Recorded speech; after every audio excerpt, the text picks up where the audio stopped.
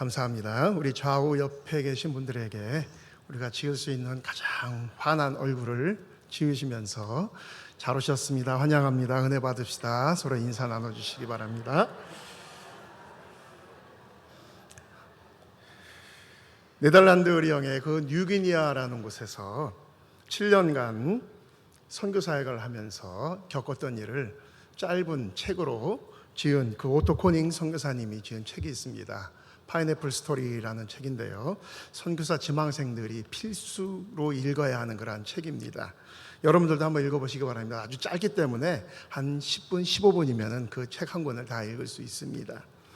그 내용을 보면 오지에서 식구들과 함께 그 원주민들과 선교 사역을 했던 이 오토 코닝 선교사님이 그분이 가장 좋아하는 그 과일이 파인애플이었다고 합니다. 그래서 그곳에 파인애플 묘목을 들여와 가지고서는 원주민에게 품삯을 주고서 그 밭에다가 그 파인애플을 심게 했습니다.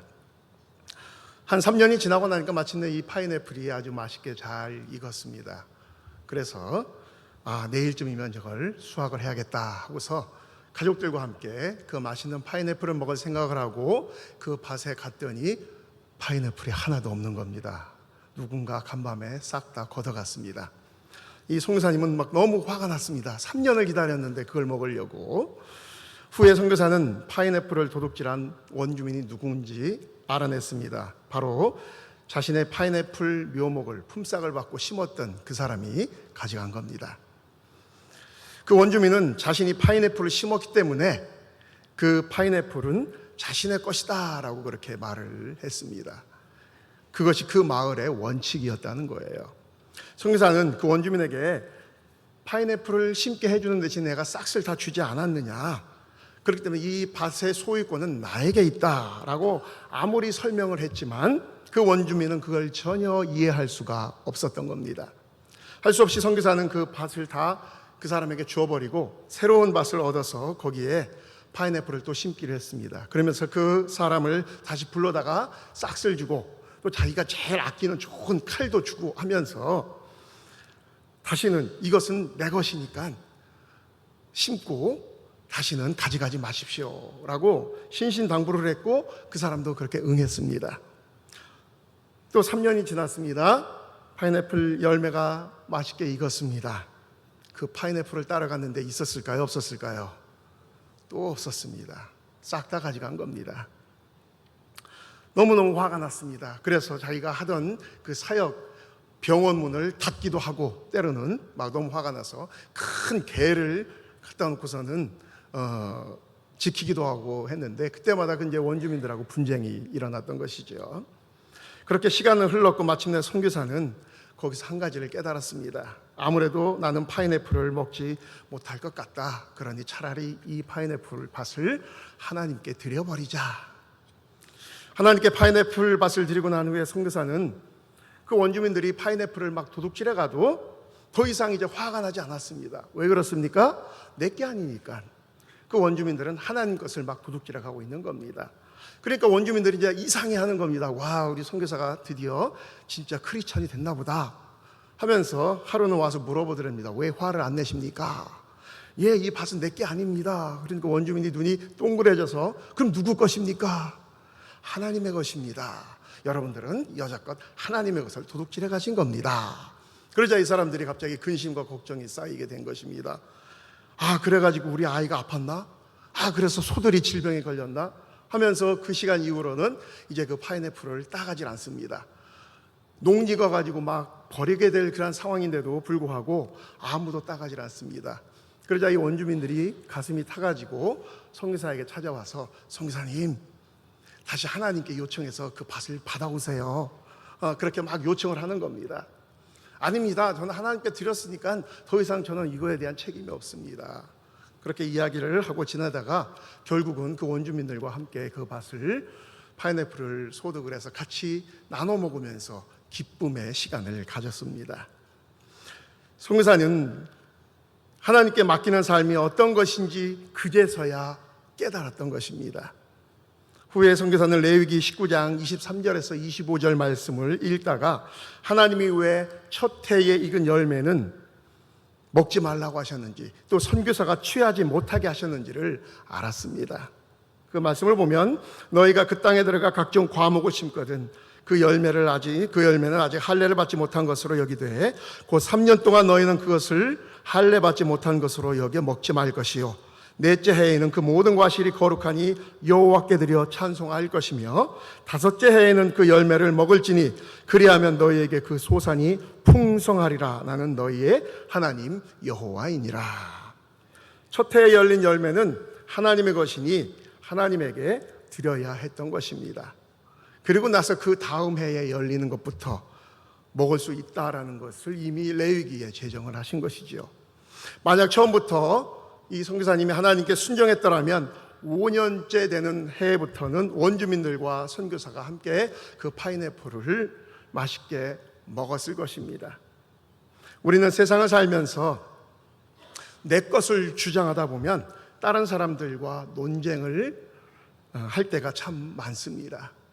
하지만 모든 것이 하나님의 것이다라는 것을 깨닫게 될 때에 비로소 우리는 사랑의 삶을 실천할 수 있게 됩니다. 우리의 삶 속에서 똑같은 일들이 일어날 것입니다.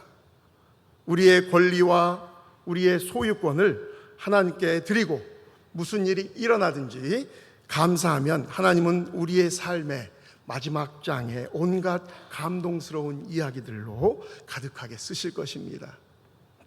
사람은 누구나 자기의 권리를 침해받으면 어떻습니까? 화가 납니다. 파인애플 스토리의 그 선교사님처럼 말입니다.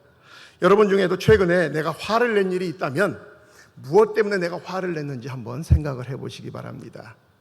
분명 누군가로부터 나의 권리를 침해받았기 때문에 화가 났을 겁니다. 운전을 하다가 갑자기 다른 차가 깜빡이도 켜지 않고 내 앞으로 확 끼어든다거나 그러면 놀라면서도 굉장히 화가 나죠. 친구나 가족이 약속 시간을 지키지 않고 늦게 약속 장소에 나타났다든가, 아니면 내 자전거를 누가 훔쳐가거나, 아니면 내 자동차에 누가 흠집을 내면 굉장히 화가 납니다. 어떤 상황이든 우리가 화를 내는 이유는 나의 권리를 존중해 주지 않았기 때문에 화가 나는 것이죠. 그렇다면 어떻게 해야 그 화를 없앨 수 있을까요? 정답은 간단합니다. 나의 정당한 권리를 하나님에게 올려드리면 됩니다. 양도해드리면 되는 겁니다.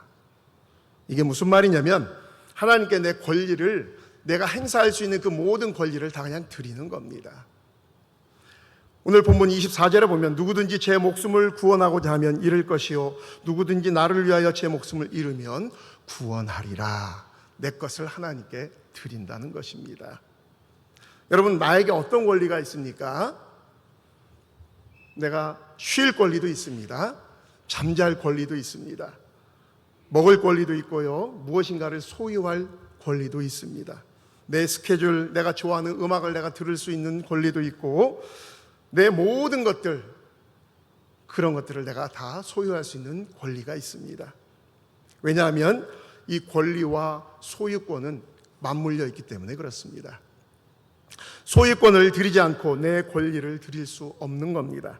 여러분, 자동차, 은행 예금, 온갖 것들의 소유권과 권리를 우리에게 하나님 앞에 드려보십시오. 그리고 우리의 기대하는 것도 다 이제 내려놓아 보시기 바랍니다. 그렇게 되면 이제 우리가 하나님께 우리의 모든 권리를 내려놓았기 때문에 하루의 모든 것들, 특별히 하루 세 끼 먹을 권리조차도 이제 나는 없는 거예요. 그렇게 한번 생각을 해보시기 바랍니다. 그래서 그리스도인들은 식사할 때마다 감사 기도를 하지 않습니까? 먹을 권리도 없는데 하나님의 은혜로 주셔서 먹을 수 있기 때문에 그것이 감사한 것입니다. 기대하지 않았는데 누군가가 밥을 사주겠다라고 하면 어떻습니까? 얼마나 감사한 일입니까? 왜 우리가 기대하는 것조차 하나님께 양도해야 하냐면 다음과 같은 원리가 있기 때문에 그렇습니다. 여러분, 젊은 남녀가 서로 연애할 때 어떻습니까? 항상 마음이 설레고 조그마한 것에도 굉장히 감동을 하고 기쁩니다. 왜냐하면 서로에게 기대하는 것이 그리 많지 않기 때문에 그래요. 그런데 전혀 기대하지 않았는데 의외에 정말 좋은 상황이 오게 되면 갑자기 좋은 레스토랑 같은 데를 데리고 가서 식사를 사준다든지 그러면 굉장히 기분이 좋고 감동이 오게 됩니다. 그렇게 해서 둘이 만나 연애해서 좋아해서 이제 결혼을 했습니다. 자, 결혼을 하게 되면 어떻게 됩니까? 서로에게 기대하는 것이 많습니다. 무슨 말인가 하면 아내의 생일, 각종 기념일 이런 것들을 남자가 챙겨야 됩니다. 왜 그건 남자만 챙기는지 모르겠습니다만 챙겨야 돼요. 가족을 위해 경제적인 면도 책임을 져야 됩니다. 전등이 나가면 갈아야 하고 싱크대 수도나 샤워기가 고장나면 고쳐야 하고 음식물 쓰레기도 버려야 하고 분리수거도 해야 하고 합니다. 예전에 어떤 상담 프로그램을 보니까 부부가 나와서 그 부인이 굉장히 남편에 대해 불만이 많아요. 자기가 싱크대가 고장났다고 좀 고쳐달라고 하면 시큰둥하고 있는데 앞집에 사는 여자가 못 좀 박아달라고 그러면 총알처럼 뛰어가서 하고 온다는 겁니다. 그러니까 그 상담해 주시는 교수님이 하는 말이 그건 당연한 겁니다. 그러면서 그 아내분 싱크대 고쳐주면은 남편에게 어떻게 반응을 합니까? 당연히 해야 될 걸 한 거니까 그냥 그렇게 열심히 내가 말해도 이제서 해주네 하면서 구박을 한답니다.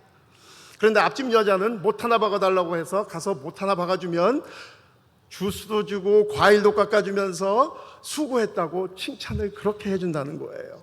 어디로 그 마음이 가겠습니까? 자기가 대접받는 곳으로 가게 되어 있는 것입니다. 반대로 여러분 부인이라면 남편에게 기본적으로 해야 될 일이 뭐가 있습니까? 영양가 있는 식사를 책임져 준다든지 빨래나 청소나 자녀 양육 등을 해야 합니다. 그런데 그 기대 심리에 서로가 미치지 못하면 어떻게 됩니까? 서로에 대해서 실망하게 되고 서로에게 불평을 하고 감사가 없어지게 됩니다. 결혼 지옥이라는 그런 상담 프로그램 같은 걸 간혹 보면은 상대방에게 각각 자기의 권리만을 주장하다 보니까 감사보단 불평과 불만이 더 많아지게 됩니다. 그래서 이 사람과 계속 살아야 되나 말아야 되나 하면서 고민을 하게 되지요. 사랑하는 성도 여러분, 이 시간 이후로 여러분들의 그 모든 권리들, 먹을 권리, 쉴 권리, 잠잘 권리 등도 다 하나님 앞에 올려드려 보시기 바랍니다. 그리고 성숙한 그리스도인이라면 어떤 일이 일어나도 내가 하나님께 감사할 수 있겠는가라는 것을 심각하게 고민을 해 보시길 바랍니다. 그래서 모든 권리와 기대를 다 하나님께 내려놓았다라고 고백을 했다고 칩니다. 그러면 거기에는 먹을 권리, 잠잘 권리, 쉴 권리, 대접받을 권리 그 모든 것들이 다 포함이 되어 있습니다.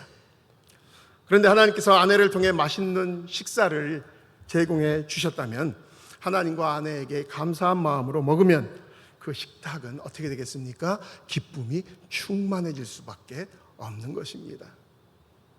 혹시 불면증으로 고생하시는 분들 계신지 모르겠습니다. 저도 요즘 조금 불면증이 있어서 중간에 한 번씩 꼭 깹니다. 오늘도 보니까 새벽 3시 반에 한 번 깨서 또 자고 이랬는데 그러면 피곤합니다. 그런데 혹시 지난밤에 불면증을 한 2시간 정도밖에 잠을 자지 못했다라고 하신다면은 그것을 가지고 불평하기보다는 내가 잠잘 권리를 다 포기했는데 2시간이라도 잘 수 있게 하신 거에 대해서 감사해 보시라는 겁니다. 우리의 패러다임을 바꿔보는 겁니다. 하나님께서 은혜를 주셔서 밤새도록 푹 자게 해주셨다면 그건 특혜를 받은 것입니다. 내가 정말 하나님께 권리를 내드렸는지 확인할 수 있는 바로미터가 있습니다. 바로 어떤 일이 일어나도 내가 하나님께 감사할 준비가 되어 있는가라는 겁니다. 내가 우리 집을 하나님께 드리고 감사할 준비가 되어 있다면 그 하나님께서 그 집을 보호해 주셔도 감사하고 혹시 그 집에 불이 났다거나 아니면 다른 일로 인해서 해를 입어도 하나님 앞에 감사하면 되는 것입니다. 우리의 소유권을 하나님께 드리면 그때부터는 아주 놀라운 일들이 일어나게 되어 있습니다. 우리의 것을 하나님께 다 맡기면 하나님께서는 그것들을 내가 관리하는 것보다 하나님께서 더 잘 관리해 주시기 때문에 그렇습니다. 하나님은 우리가 아무것도 소유하지 않기를 원하십니다. 우리가 무엇인가를 소중하게 생각하는 것을 소유하게 되면은 곧바로 그것이 어떻게 됩니까? 나를 소유해버리게 됩니다. 그것에 매여서 그것을 애지중지하게 되고 결국은 어떻게 됩니까? 그것에 의해서 내가 움직여지게 되는 것입니다. 하나님은 우리가 그것들을 단지 청지기로 관리하기를 원하십니다. 그래서 우리가 소득의 10의 1을 하나님 앞에 드리는 이유가 무엇입니까? 모든 것이 다 하나님의 것이지만 하나님께서 저에게 9을 주시고 하나님은 하나를 달라고 하신 이유는 뭐예요? 물질의 소유는 다 하나님의 것이지만 하나님께서는 우리에게 복을 주셔서 9을 주시고 하나님께만 하나를 드림으로 인해서 내가 물질의 주인이 내가 아니라 하나님이십니다라는 걸 고백하는 것입니다. 그렇게 하면은 우리의 걱정과 분노로부터 우리가 자유로워질 수가 있습니다. 우리가 아끼는 것을 하나님께 드리면 하나님께서는 그것을 아주 잘 관리하시게 됩니다. 그리고 그것에 대해서 나는 2차 책임자가 됩니다. 1차 책임자는 하나님이셔요. 그렇기 때문에 나에게는 거기에 대한 책임이 없게 되는 것입니다. 그렇게 되면 걱정과 근심, 그 모든 것도 다 하나님 앞에 올려드릴 수 있게 되는 겁니다. 그런데 그걸 내가 다 떠맡으면 내가 책임과 걱정도 다 갖고 있어야 되는 것입니다. 성경상의 인물들도 하나님께서 쓰시기 전에 그러한 훈련들을 먼저 하신 걸 볼 수가 있습니다. 창세기 29장 31절 우리가 이하를 보면 야곱의 아내 레아가 나옵니다. 레아는 야곱으로부터 그렇게 많이 사랑을 받은 아내가 아닙니다. 야곱은 라헬을 사랑했는데 레아가 첫날 밤을 사기쳐가지고선 자기 아버지가 사기쳐서 첫날 밤을 이렇게 보냄으로 인해서 억지로 야곱의 아내가 됐지 않습니까? 그런데 하나님께서는 이 레아를 굉장히 긍휼히 여겨주셔서 4명의 자녀를 먼저 주십니다. 그 자녀가 보면 누굽니까? 루벤, 시므온, 레위, 유다입니다. 그런데 여러분 앞에 루벤, 시므온, 레위를 보면 그 이름을 여러분들이 의미를 보십시오. 다 무엇냐면 남편 야곱의 사랑을 구하는 의미로 그 이름들을 짓습니다. 그러다 마지막 넷째인 유다를 낳고서는 뭐라고 이름을 짓습니까? 이제는 여호와를 찬송하리로다. 자기의 그 남편에 대해서 갈망하던 마음을 하나님께로 옮겨간 것입니다. 하나님께 자신의 모든 걸 다 올려드린 것이지요. 자기의 모든 소유권을 하나님께 드렸을 때 유다를 통해서 다윗과 예수님의 계보를 잇게 하십니다. 또 신약에 가보면 하찮게 여겼던 한 어린아이가 자기의 것을 예수님께 드렸을 때에 엄청난 일이 일어나는 사건을 경험을 하게 됩니다. 요한복음 6장에 보면 어린 소년이 예수님께 물고기 2마리와 보리떡 5개를 드렸을 때 예수님께서는 그 일을 가지고 어마어마한 일들을 행하시는 걸 보게 됩니다. 여러분, 우리 하나님께서는 우리 그리스도인들이 이 세상에서 그냥 평범한 삶을 살기를 원치 않으십니다. 그러나 하나님께서 우리에게 먼저 주신 것들을 우리가 다시 하나님께 드리기 전까지는 하나님께서 그 어떤 큰 일도 이루지 아니하신다라는 것 또한 우리는 알아야 합니다. 그 어린 소년이 예수님께 물고기와 떡을 드렸기 때문에 예수님은 그것으로 5,000명을 먹이고도 남는 큰 이적을 이루신 것입니다. 그러나 우리가 또한 잊어서는 안 되는 진리도 있습니다. 어느 시대를 막론하고 하나님께서 우리에게 주신 것을 하나님이 아닌 거짓 신들에게 바치게 되면 하나님은 그것들을 가지고 어떻게 합니까? 거짓 신들을 조롱하십니다. 우리가 출애굽기를 보면은 이집트 사람들은 그 나일강을 굉장히 숭배했습니다. 그 강은 하나님께서 이집트 사람들을 위해서 주신 축복의 강이었습니다. 그 강물을 식수로 사용하고 농업용수로 사용하고 목욕도 하고 빨래를 하는 등 나일강을 따라서 풍성한 문화가 형성이 되게끔 해주셨습니다. 그런데 그들은 그 강을 주신 하나님은 잊어버리고 그 강 자체를 숭배했습니다. 그래서 하나님께서는 모세를 통해서 축복으로 주신 나일강을 어떻게 하셨습니까? 저주의 상징인 피로 물들어 버리게 하신 걸 볼 수가 있습니다. 그들은 또 개구리를 신으로 숭배를 했습니다. 하나님은 어떻게 하셨습니까? 너희가 개구리가 그렇게 좋냐? 그러면 내가 그 좋은 걸 너희들에게 엄청나게 부어주겠다 하시면서 개구리 재앙을 통해서 온 애굽 땅에 개구리가 가득하게 하고 그것이 썩어서 냄새나게끔 하신 걸 볼 수가 있습니다. 오늘날 우리는 물질주의와 재정의 안정을 추구하는 시대에 살고 있습니다. 물질이 우상이 되고 그것의 유무에 따라서 사람을 구별하고 차별하고 하는 걸 보게 됩니다. 그래서 모두가 그 물질적인 안정을 찾아서 헤매이고 있다가 언젠가는 그것들이 우리 손에서 산산이 부서지고 말 것이다 라는 것을 우리는 말씀을 통해서도 여러 군데에서 찾아볼 수가 있습니다. 그리고 우리가 실제로 그런 것들을 경험해 보지 않았습니까? 98년 IMF라든지 2002년 미국발 경제공황, 그리고 최근은 2020년에 코로나 사태 등으로 인해서 우리가 그렇게 소중히 여겼던 것들이 다 날아가고 우리 손에서 없어지고 하는 것들을 경험을 하게 됩니다. 우리는 아브라함의 예를 통해서 하나님의 그 원리를 기억할 필요가 있습니다. 어느 날 하나님께서는 아브라함에게 육신의 아버지라면 도저히 순종할 수 없는 요구를 하십니다. 아브라함은 하나님의 요구에 그러나 순종해서 산에 올라가 제단을 세우고 자기의 사랑하는 외아들 이삭을 데려다가 그 제단 위에 올려놓습니다. 그리고 그 아이를 향해서 칼을 들어서 내려 찍으려고 할 때에 하나님께서 급하게 아브라함을 찾습니다. 아마 하나님께서 그때가 가장 급하게 누군가를 부르셨던 순간이 아니었나 생각을 해봅니다.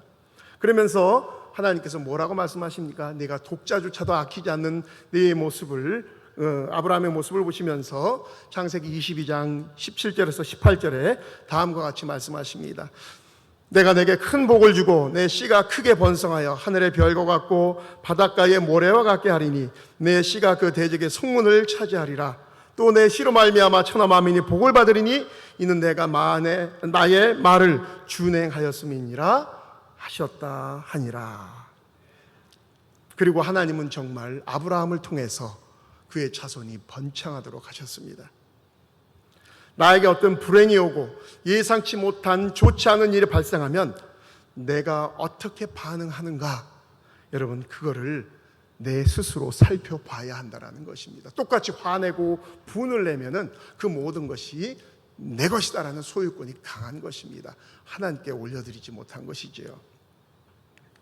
외람 때 말씀이지만 저희 집 이야기를 잠깐 좀 하겠습니다. 저희 집은 자녀들에 대한 한 가지 철칙이 있습니다. 대학교에 합격하면 첫 대학교 1학년 1학기 학자금까지만 저희가 내줍니다. 그리고 그 다음부터는 모든 걸 다 그 아이들이 해결을 해야 합니다. 아르바이트를 하든 장학금을 받든 자기의 용돈과 학비와 또 자취할 경우는 저희가 보증금만 대주고 자취 월세부터 시작해서 모든 걸 자기들이 해결을 해야 합니다. 저희 첫째 딸이 지금은 미국에서 직장 생활을 하는데 그 아이가 그렇게 첫 스타트를 끊으니까 둘째, 셋째는 당연히 그렇게 해야 되나 보다 하고 그렇게 하고 있습니다. 그래서 아르바이트를 몇 항씩 뛰기도 하고 정말 열심히 치열하게 살아가고 있습니다. 저희 막내 아들이 군을 전역하고 지금 저희 집에서 같이 살고 있습니다. 내년 3월이 복학이라 그 전까지 자기도 월세 보증금 생활비를 빨리빨리 벌어서 저축해 놔야 한다고 열심히 아르바이트를 하고 있습니다. 그러던 중 지지난주 금요일에 일하던 곳에서 해고를 당했다고 입이 대빨처럼 나와가지고서는 불만을 표했습니다. 그럼 왜 해고당했냐라고 했더니 자기는 열심히 했는데 자기는 월요일부터 금요일까지 하고 주일 성수 때문에 토요일 주일은 쉰다라고 해서 그렇게 열심히 지금까지 일을 했는데 어떤 처자가 와가지고는 자기는 빚도 많고 돈을 빨리빨리 많이 벌어야 되기 때문에 월요일부터 주일까지 쉬지 않고 일할 수 있습니다 라고 하니까 사장이 그 사람을 채용하고 얘를 내보낸 겁니다.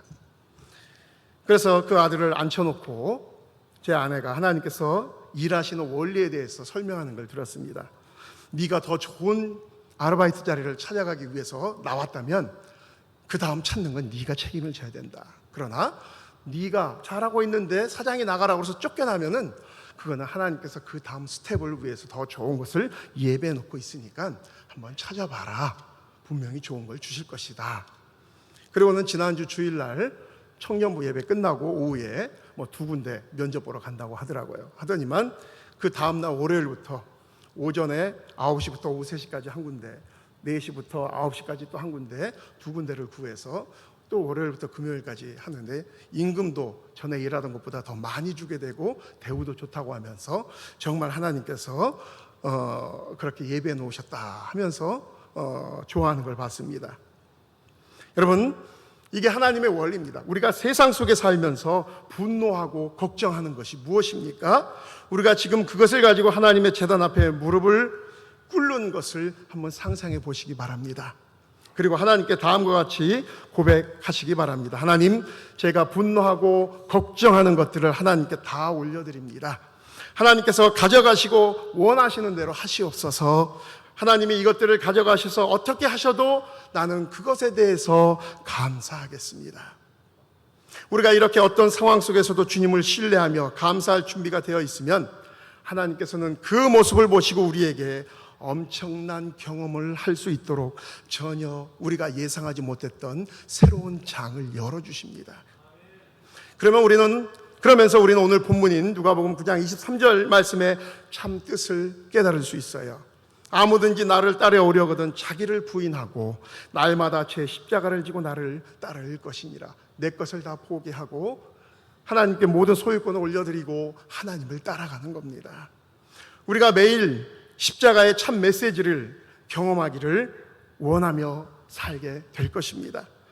그것은 우리가 제단을 세우고 하나님이 우리에게 주신 모든 것을 다 올려드리는 것입니다. 우리가 이제부터 그런 일들을 할 수 있다면 너무너무 감격스럽고 놀라운 일들을 여러분들은 경험을 하며 사실 겁니다. 말씀을 정리합니다. 우리의 인생은 짧은 이 세상에서 끝나는 것이 아닙니다. 영원한 하나님 나라에서까지 계속해서 이어져 가는 것입니다. 그래서 어떻게 보면 짧은 이 세상에서의 삶은 영원한 하나님 나라를 위해서 우리의 투자와도 같습니다. 여러분, 사업하시는 분들이 잘 아시지만 사업하실 때 처음 투자는 뭡니까? 손해를 감수하면서 투자를 하는 겁니다. 이제껏 말씀드렸던 권리 포기, 나의 것을 하나님께 양도하는 것, 어떠한 상황에서도 감사하는 것 등은 우리가 손해를 감수해야만 가능한 일들입니다. 그러나 그렇게 할 때 이 세상에서 우리가 손해본 것과는 비교도 안 될 영원한 하나님의 나라에서의 풍성한 삶이 약속이 되어져 있는 것입니다. 그래서 누가복음 오늘 본문 9장 25절에 보면 사람이 만일 온 천하를 얻고도 자기를 잃든지 빼앗기든지 하면 무엇이 유익하리요? 우리가 이 땅에서 부나 권력을 쌓으려고 그것을 목숨 걸고 지키려고 하고 가지려고 하고 소유하려고 하다가 내 영혼을 잃어버리면 무엇이 유익하겠냐라는 것입니다. 이 땅의 무엇보다도 우리의 영혼이 중요합니다. 이 말씀을 우리가 기억하면서 이제부터는 그 어떤 상황에서도 우리가 감사할 준비가 되어 있는 저와 여러분 되시기를 주님의 이름으로 권면드립니다. 기도하겠습니다. 사랑과 내가